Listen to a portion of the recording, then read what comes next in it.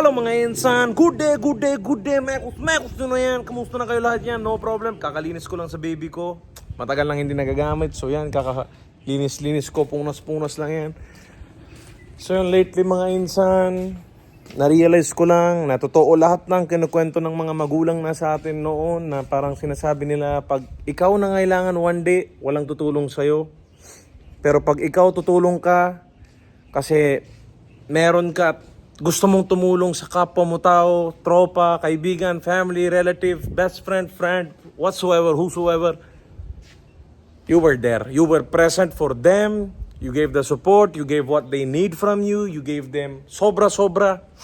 Ngayon, dadating yung araw kung saan ikaw na yung mga kailangan, huwag ka nang mag-expect kasi masasaktan ka lang. Buhay insan, sa totoo lang, unfair. Pero kailangan mong tanggapin. You have to grow with it. Yun. Ako kasi lately mga insan, dyan yung mga isip ko, yung mga tao noon.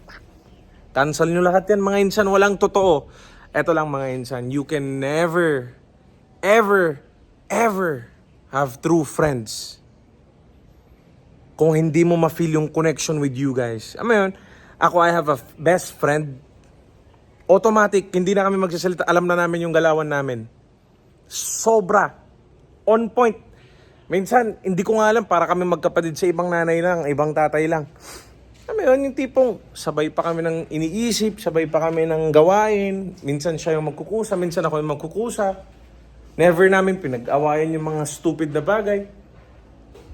Tapos itong mga tinulungan mong tao, hihingi ka lang ng favor sa kanila, dami mo pang maririnig. Pero nung sila nangailangan sa'yo, wala kang pinarinig ni isa. Okay, bigay mo agad. Bigyan mo lang agad, no problem. Diba?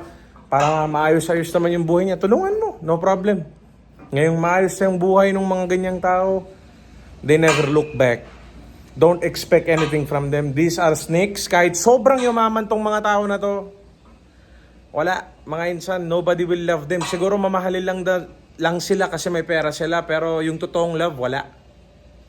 Kaya ako mga insan, dami kong na-realize. Ako kasi insan, last year lalo, naging vlogger ako. Nag-start ako 2020, tapos, yun, biglang dami kong nakilalang tao. Ganun pala yun, pag sisikat ka, dami kang makikilalang tao. Tapos yan na, lalapit na sila, parang mga langgam. Tapos yung iba, may motive lang pala sa'yo. Yung iba, makikipagkaibigan lang. Yung iba talaga, gagamitin ka nila. To the point na piperahan ka na nila, gagatasan ka na nila. Bro, do this for me. Bro, I need this, I need that. Hanggang yun, nabigay mo na lahat. Ngayon, mas feel nila, mas mayaman na sila sa'yo. Ako kasi mga insan, wala akong paki sa pera. Wala talaga akong paki sa pera. It's just, I am happy with what I have. That's it. Ayoko na ng sobra, ayoko na ng okay lang ako sa gitna, masaya na ako, masarap na buhay lang, mahabang buhay ng nanay at tatay ko, ng mga kapatid ko, masaya na ako sa ganung buhay. Yun lang po.